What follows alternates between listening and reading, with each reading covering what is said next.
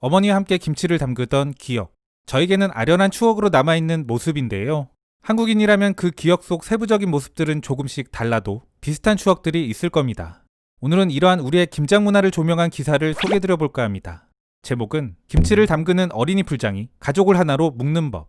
기사가 올라온 아틀라스 옵스쿠라는 저번에 소개해드린 한국의 식사량에 대한 기사가 올라온 곳으로 세계 곳곳의 식문화, 역사 등을 깊이 있게 다루는 곳입니다.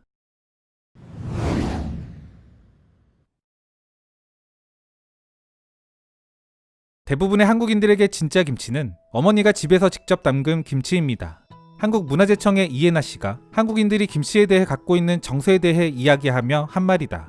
한국에서는 가을에서 겨울로 접어들 때 이 매콤한 발효채소 음식을 만드는 것이 매우 중요하다. 가을 추수 명절인 추석이 지나면 많은 한국의 가정들에서는 11월 말이나 12월 초 주말쯤 김장이라 불리는 것을 한다. 한국에서 이는 뉴스의 소재로까지 등장하는 중요한 전통. 김장의 시즌이 오면 각 가정에서는 거의 공장에서나 사용할 법한 많은 양의 배추로 주로 포기김치를 만든다. 김장철은 2013년에는 유네스코 인류 무형문화유산 대표 목록에 등재되었다. 유엔 보고서에 따르면 한국에서는 매년 230만 톤의 김치류가 소비되고 있으며 이 중에서 단 7%만이 상업적 생산 제품의 소비량이다. 브루클린에 살고 있는 한국계 미국인 엘리아 박 씨는 말한다. 한국인들은 김치에 대해 정말로 까다롭습니다. 그래서 김치에 있어서는 한국인들에게 가짜를 진짜로 속일 수는 없습니다. 한국인들은 포기김치를 만들기 위해 잘게 썬 채소에 설탕, 고추, 굴소스, 발효새우를 섞은 붉은 반죽을 배추에 발라준다. 여기에 마늘, 생강과 파는 풍미를 더한다. 전통적인 방식은 이렇게 만든 포기를 온도 조절을 위해 온기에 넣어 땅에 묻는 것. 오늘날에는 한국답게 훨씬 더 첨단 제품인 김치 냉장고에 넣는다.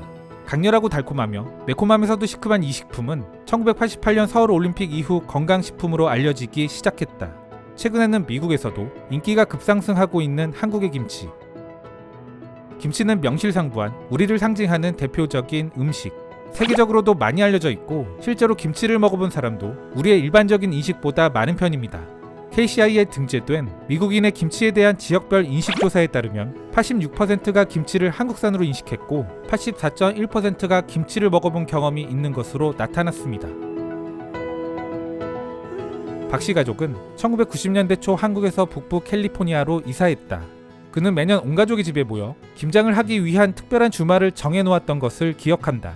그 어떤 질문도 없었습니다. 우리는 김장을 하지 않기 위해 어떤 변명도 할 수 없었습니다. 김장날이 되면 모두가 오전 5시에 일어나서 부모님을 도왔습니다. 그의 여동생을 포함한 온 가족은 배추를 팔꿈치 깊이까지 넣어 씻고 잘랐으며 소금에 절였고 각 잎의 모든 틈새에 김치 양념을 채우곤 했다. 박 씨는 김치의 간을 보는 담당이기도 했다. 어머니는 장갑 낀 손으로 완성된 김치를 입에 넣어줬습니다. 그리고는 제게 싱겁거나 짠지를 물어봤습니다.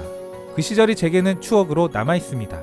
김장하는 모습을 사진에 담아온 사진작가 강실비아 씨는 김장의 계절이 왔을 때 서울에 있는 그녀의 집에 이모들이 모두 모였던 것을 기억한다.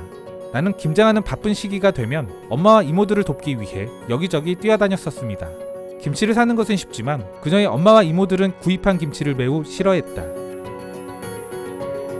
어머니는 가게에서 사온 김치를 너무나도 싫어했습니다. 그러나 이젠 모든 사람들이 제 어머니 같지는 않습니다. 저는 한국의 엄마들이 김치 만드는 과정을 고단해야 한다는 걸 잘 압니다. 그래서 김장을 많이 하지 않는 때면 가끔씩 친구들에게 함께 만들어 달라고 부탁하거나 가게에서 김치를 사기도 합니다. 그런데 신기하게도 저조차도 친구 집에 갈 때면 구입한 김치는 바로 알 수 있었습니다.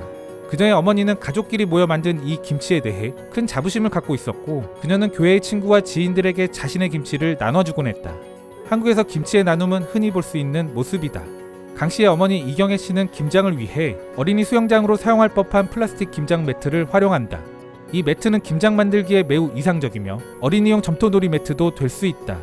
미네소타에 사는 한인 요리사 김한 씨 역시 이 김장 매트에 대한 어릴 적 기억을 갖고 있다. 실제로 그는 이를 풀장으로 사용하기도 했다. 왜냐면 그 매트는 우리의 김장 배추를 모두 담을 만큼 충분히 큰 유일한 용기였기 때문입니다. 물론 김장을 하기 전에 이를 깨끗이 세척하고 살균도 했지만 우리 남매는 우리 집 김치의 비밀은 여기에 있다고 농담을 하곤 했습니다. 2000년 미국으로 이주했을 때 그의 어머니는 갑자기 혼자 김치를 만들어야 했다. 한국인들은 김장의 양을 배추의 머리 개수, 즉 포기수로 측정한다. 작년에 그녀의 어머니는 9포기의 배추김치를 만들었다. 이는 혼자 하기에는 그다지 힘들지 않은 양입니다. 기사에서 인터뷰한 사람들은 한국계 미국인들로 추정됩니다. 이 때문에 김장의 양이 다소 적은 것으로 보이는데요. 작년 기준 우리나라 일반 가정의 배추김치 김장의 양은 평균 22.3포기입니다.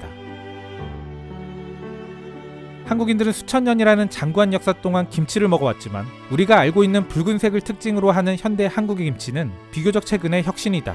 콜럼버스의 1492년 항해가 유발한 의외의 변화는 작물의 이동이다. 이 변화의 작은 조각 중 하나가 바로 고추. 고추는 빈달루와 해리사, 초리조, 건부, 똠양, 그리고 바로 김치에 들어갔다. 붉은 고추가 전해지기 전 한국에서는 겨자, 후추 등을 양념으로 활용했고 지역에 따라 심지어 귤 껍질로 맛을 내기도 했다. 오늘날 한국인은 세계에서 1인당 고추를 가장 많이 소비하는 국가다. 그리고 그 소비의 대부분은 여러 종류의 김치에서 나온다. 좋든 나쁘든 간에 고추는 서구 사회에서 한국 요리법에 대해 회자될 때마다 가장 먼저 떠오르는 식재료다. 설령 고추가 없는 요리가 명백하게 수록된 한식 레시피가 있더라도 고추가 떠오르는 건 어쩔 수 없다. 현재 한국에 이 김치를 접하는 대부분의 사람들에게 가장 익숙한 것은 포기김치다. 하지만 한국에는 다양한 채소와 다양한 발효기간을 포함하는 수백 가지의 김치 종류가 있다. 그리고 신기한 점은 김치를 만드는 많은 한국인들에게 확실한 레시피가 있는 것도 아니라는 점이다. 김씨의 어머니는 매년 약간씩 즉흥적으로 행동하곤 한다. 그래서 때때로 그 결과가 너무 강렬한 맛을 주거나 또는 밋밋해서 가족들 사이에서 이러저러한 불평들이 나올 때가 있다. 나는 어머니에게 매번 제대로 결과를 얻을 수 있도록 왜 레시피를 적지 않는지를 물었습니다. 그런데 어머니는 웃으시며 김치 레시피는 믿을 수 없다며 그 이유에 대해 알려줬습니다. 배추의 품질, 날씨, 그리고 심지어 소금까지도 해마다 우리가 무엇을 얻게 될지 결코 알 수 없다는 것입니다. 김치를 잘 담그기 위해서는 식재료의 맛과 냄새까지도 고려해야 한다고 그녀의 어머니는 말했다. 시어머니의 김치 창업자인 로린천 씨는 이런 미묘한 변화를 고급 빈티지 와인의 복잡한 맛과 비교했다. 숙성 정도에 따라 달라지는 빈티지 스파클링 와인의 미묘한 맛과 탄산의 느낌. 이와 마찬가지로 김치 역시 숙성 정도에 따라 맛의 깊이와 탄산화의 정도가 달라집니다. 우리에게 어릴 적 김장의 추억을 이야기해줬던 박씨. 작년에 그는 뉴욕에 있는 그의 집에서 처음 김장을 감행했다. 생일을 맞아 친구들을 모았고 어렸을 때 가족과 함께 했던 김장을 재현했다. 그의 어머니는 이를 알고 충격을 받았다. 우리는 비좁은 브루클린 아파트였고 김장을 할 때 나는 냄새는 서구인들에게 썩 기분 좋은 것은 아니기 때문이다. 그럼에도 그의 여자친구가 재료를 모두 마련했고 모두 함께 앉았다. 우리는 모든 재료를 다 섞었습니다. 그리고는 각자 준비한 그릇에 나눠 담고 각자의 집으로 가져갔습니다. 직접 김장을 하는 가구는 꾸준히 줄어드는 추세인데요. 1인 가구도 늘어나고 요즘에는 브랜드 김치도 잘 나오는 만큼 일면 당연한 부분일 겁니다. 다만 여전히 전체 가구의 60% 정도가 직접 김장을 합니다. 갓 담근 김치와 함께 먹었던 수육의 기억, 추억의 강력한 매개체가 되는 게 음악과 더불어 음식이라고 합니다. 전통의 보존이라는 거창한 것을 들이대지 않더라도 저는 제 아이들의 기억에 이런 것들이 좋은 추억으로 남았으면 좋겠습니다. 결국 전통이라는 것도 이러한 하나하나의 좋은 기억들이 모여 만들어지는 게 아닐까. 조금은 생뚱맞게 느끼실지 모르겠지만 그래서 저는 김장할 때 어머니를 많이 도와드리지 못한 게 지금 와서 후회도 됩니다.